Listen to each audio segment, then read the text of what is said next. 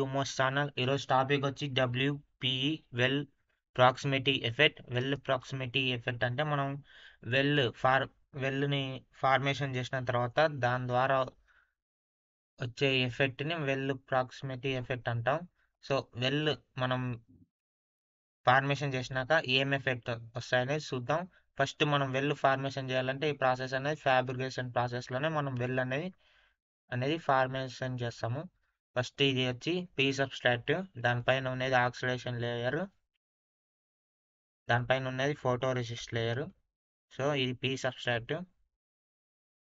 ఇది వచ్చి ఈ లేయర్ వచ్చి ఆక్సిడైజేషన్ లేయర్ SiO2. ఇది వచ్చి ఫోటో రెసిస్ట్. సో మనం వెల్ ఫార్మేషన్ చేసేటప్పుడు మనం మాస్కింగ్ చేసుకుంటాం. ఫస్ట్ మాస్కింగ్ మనం ఏ ఏరియాలో చేయాలనుకున్నామో ఆ ఏరియాని అన్కవర్ చేసి మిగతా ఏరియాలో మనం మాస్క్ వేసి మనం ఆ ఏరియాకి మాస్కింగ్ చేస్తాం. ఆ మాస్కింగ్ చేసిన తర్వాత మనం ఫోటో రెసిస్ట్ని తీసేస్తాం, సిలికాన్ డయాక్సైడ్ని హెచ్ చేసేస్తాం. అప్పుడు మనం వెల్ని ఫార్మేషన్ చేసుకోవచ్చు.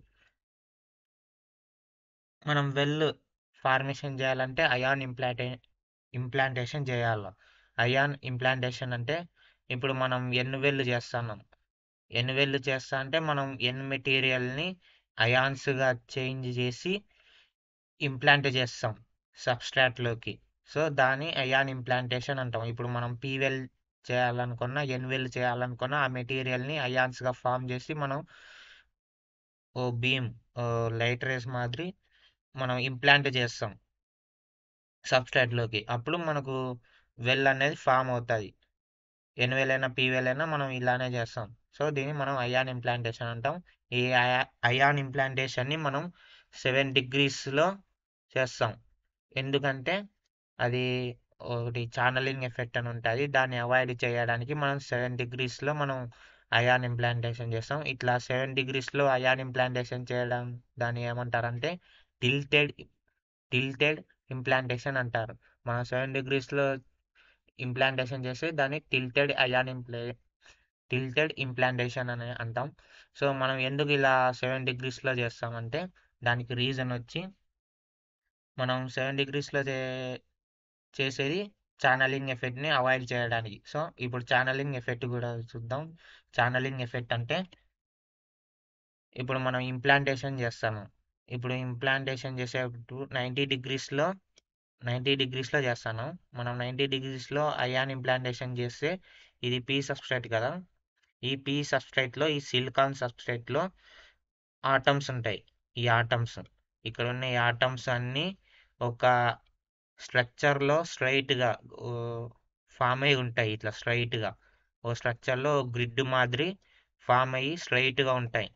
సో మనం ఎప్పుడైతే 90 degrees అయాన్ ఇంప్లాంటేషన్ చేస్తామో ఆ రేస్ అనేవి ఇట్లా స్ట్రైట్గా డౌన్కి వెళ్ళిపోతాయి. ఆ రేస్ అనేవి స్ట్రైట్గా ఇలా డౌన్కి వెళ్ళిపోతాయి.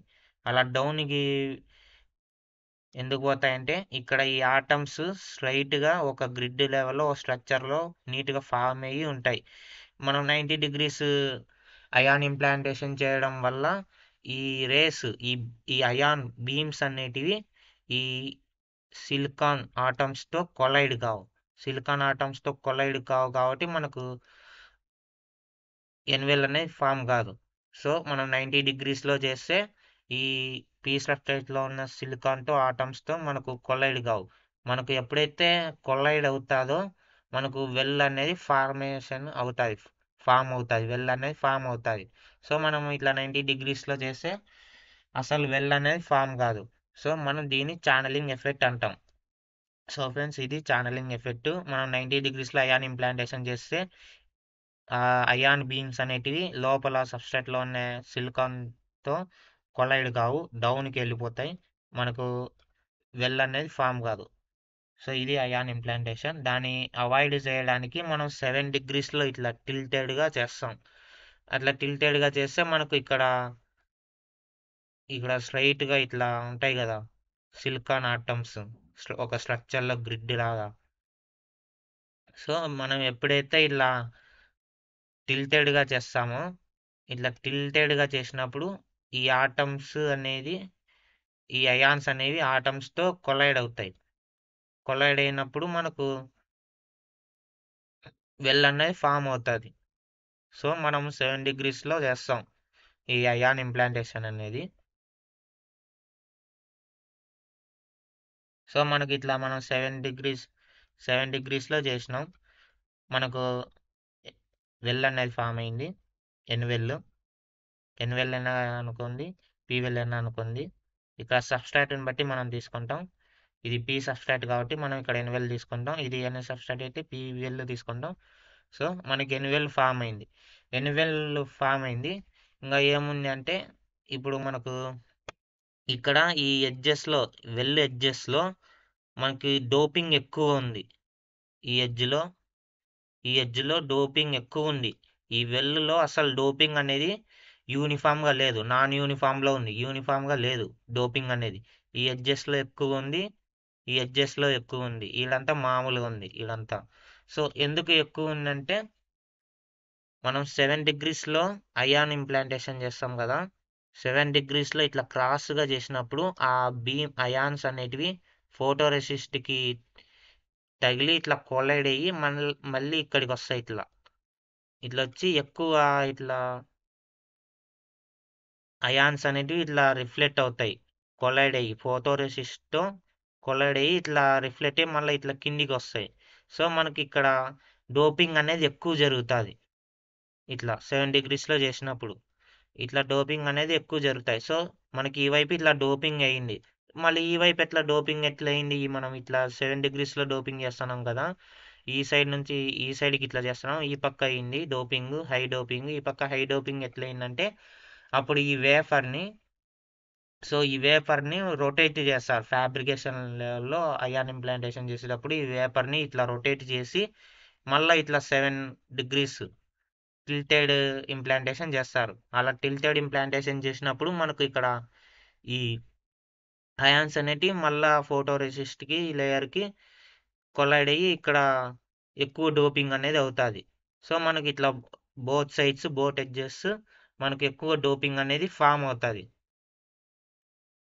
సరే ఇప్పుడు మనకు డోపింగ్ ఎక్కువైంది, ఏంది ఇప్పుడు డిస్అడ్వాంటేజ్ ఏంది, అడ్వాంటేజ్ ఏంటంటే మనకు దీనివల్ల అడ్వాంటేజ్ ఏమి ఉండదు, డిస్అడ్వాంటేజే ఉంటుంది.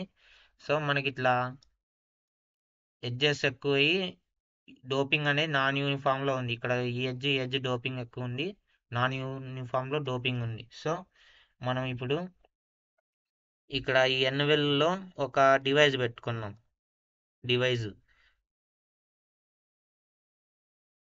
ఈ డివైస్ పెట్టుకున్నాం. సోర్స్, డ్రైన్, ఇది వచ్చి సోర్స్, ఇది వచ్చి డ్రైన్. సో మనం ఇట్లా సోర్స్ డ్రైన్ ఓ డివైస్ పెట్టుకున్నాం. ఇట్లా డివైస్ పెట్టుకున్నప్పుడు ఈ డివైస్ అనేది ఈ ఎడ్జ్కి దగ్గరలో ఉంటే, ఈ డోపింగ్ ఎక్కువ ఉంది కదా, ఈ డోపింగ్కి డివైస్ అనేది దగ్గరలో ఉంటే థ్రెషోల్డ్ వోల్టేజ్ అనేది ఎఫెక్ట్ అవుతుంది. అదే ఈ డివైస్ అనేది దూరంలో కొంచెం లాంగ్ డిస్టెన్స్లో ఉంటే ఎఫెక్ట్ కాదు. థ్రెషోల్డ్ వోల్టేజ్ అనేది ఎఫెక్ట్ కాదు. ఆ డివైస్ యొక్క థ్రెషోల్డ్ వోల్టేజ్ అనేది ఎక్కువ కాదు. సో డివైస్ ఎప్పుడైతే మనం ఈ ఎడ్జ్ దగ్గరలో మనం అరేంజ్ చేస్తే డివైస్ని ఎడ్జ్ దగ్గరలో మనకు థ్రెషోల్డ్ వోల్టేజ్ అనేది ఎఫెక్ట్ అవుతుంది.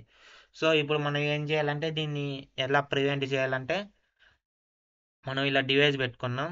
మళ్ళీ ఇక్కడ దీన్ని ప్రివెంట్ చేసేకి ఇక్కడ ఒక డమ్మీ డివైస్ పెట్టుకుంటాం. ఇక్కడ ఒక డమ్మీ డివైస్, ఇక్కడ ఒక డమ్మీ డివైస్ పెట్టుకొని మధ్యలో మనం యూజ్ చేసే డివైస్ని పెట్టుకున్నాం. సో ఈ ఇక్కడ హై డోపింగ్ వల్ల ఈ మనం మధ్యలో ఉన్న డివైస్ అనేది ఎఫెక్ట్ కాదు. సో డమ్మీ డివైజెస్ వల్ల మనం ఈ వెల్ ప్రాక్సిమిటీ ఎఫెక్ట్ని ప్రివెంట్ చేయొచ్చు. సో మనం డమ్మీ డివైజెస్ని యూజ్ చేస్తాం దీంట్లో. సో ఫ్రెండ్స్, ఇదే వెల్ ప్రాక్సిమిటీ ఎఫెక్ట్. అర్థమైతే కామెంట్లో అర్థమైందని చెప్పండి. ఓకే, నెక్స్ట్ వీడియోలో కలుద్దాం.